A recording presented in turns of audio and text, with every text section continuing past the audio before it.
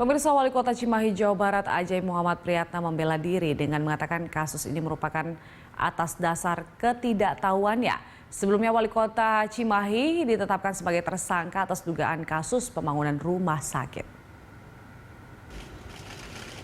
Dalam keterangannya, politikus PDI Perjuangan ini menyebutkan ia bersama tim membangun rumah sakit itu sebagai proyek swasta dan pemenangan tender pada timnya.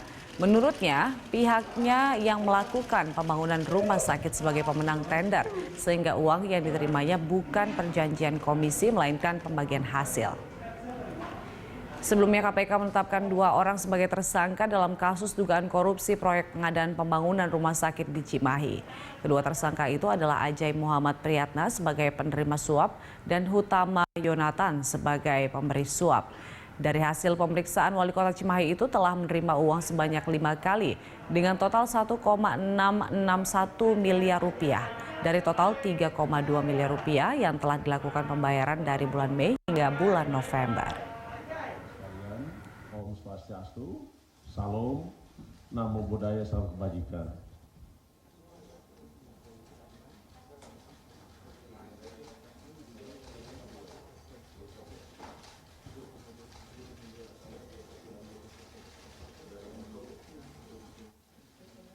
Ya, saya mohon maaf.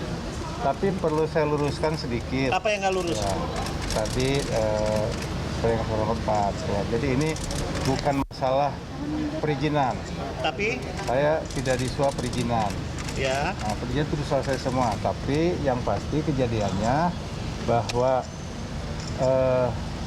teman-teman dan saya itu membangun. Jadi memenangkan tender pembangunan rumah sakit swasta ini. Jadi ini semata-mata ketidaktahuan saya. Ketidaktahuan saya pikir tidak masuk pasal apa-apa karena ini proyek swasta. Ya, karena dulunya saya kan di swasta, wira swasta. Jadi ini proyek swasta. Nah, jadi tidak mungkin di Cimahi ada suap perizinan sampai 3,2 miliar. Itu adalah sisa tagihan. Tagihan apa nih, Pak? Sisa tagihan pembangunan rumah sakit tersebut. Gitu, yang sebenarnya 42 miliar. Nggak ada perjanjian fee, Pak. Perjanjian fee apa? Nggak ada suap fee, Pak. Fee nggak ada. Yang ada adalah di internal kami membagi hasil, ya.